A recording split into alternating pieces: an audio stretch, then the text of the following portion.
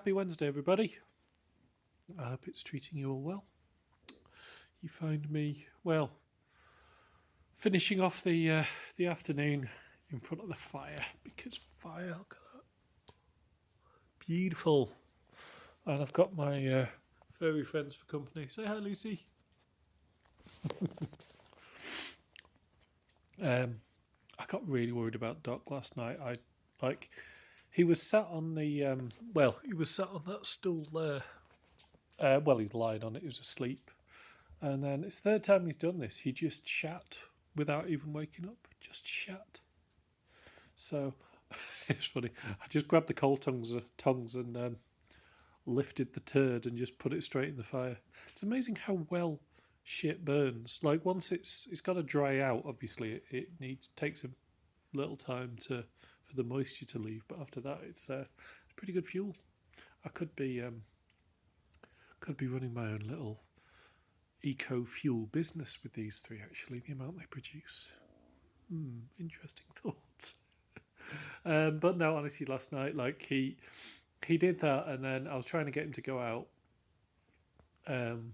just for a wee and whatever, as they need to do before bedtime, and just couldn't get him to move, couldn't even get him to raise his head. I actually ended up like giving him a proper cuddle, like properly, and just having a moment with him, and just really, I actually said to him, like,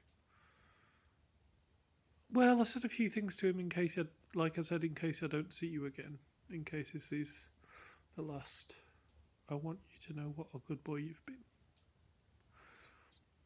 and it's really important to me to do that.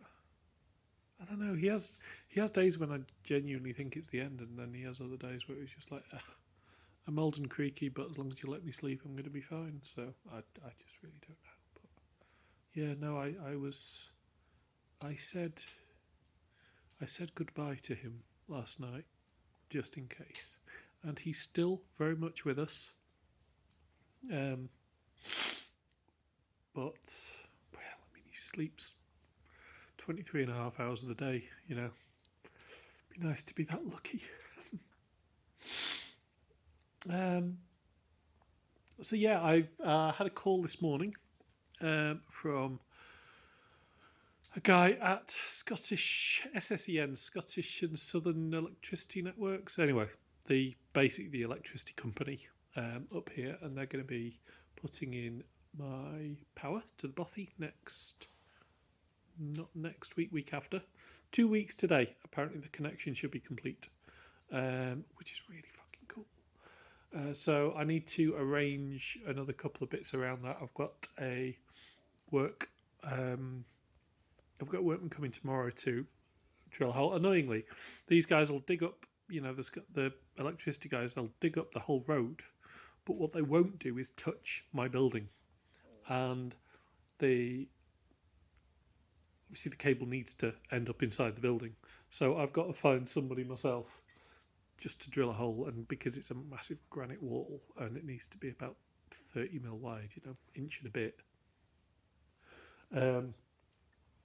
Yeah, I need to find somebody who's got the proper tools for it. But thankfully, I found a friend. The same friend that lent me the rock breaker and has lent me the acros. So he is fast becoming my favourite person.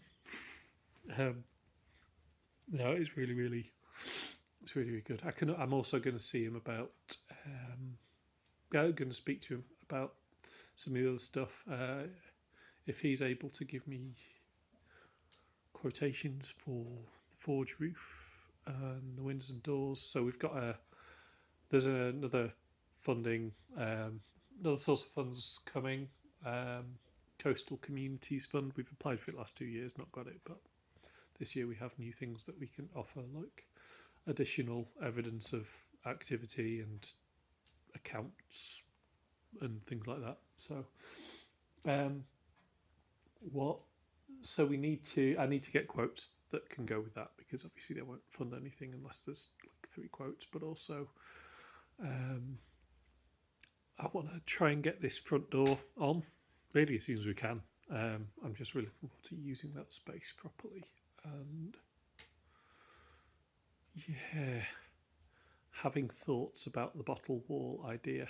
I think it's going to be really good. I'm going to need to, like, I can't just build up a pile of bottles um, freestanding, because what you'd then do is just push them and out they would fall.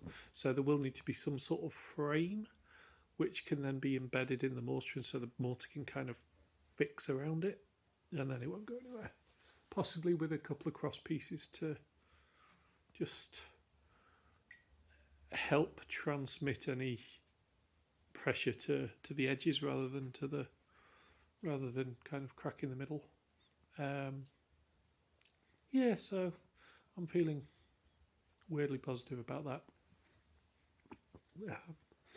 It is further drive to just start getting on with stuff, but honestly, like, look to the weather forecast. It's just genuinely like every day this week. It's and well, this week and next week, it's 90% chance of rain pretty much at every minute of the day. And I know you can't really trust the weather forecast going forward too much, but for God's sake. And this isn't just Scotland. This isn't just what Scotland's like. Like, everybody is saying it. They're like, what the entire fuck? And it's not even just up here, you know, the Cornwall and the far south of the UK have had all sorts of flooding and things. Climate change is real. Anyone who says it's not is an absolute moron and completely kidding themselves. Yeah, that's what I've got to say on that one. So I'm back to my writing, which is really lovely. It's changed me. Honestly, if I wasn't writing, I think I would be getting really frustrated with just not being able to get out and do stuff and progress with the projects I want. But like, if rather than having done particular meaningful renovations the past, over a couple of months period, if instead of that I come out of it with a book or with most of a book, I'm going to be really happy. I just really enjoy it. It's settled me. I didn't ever think that writing was going to be a thing for me, but I just love it. I love putting down my thoughts.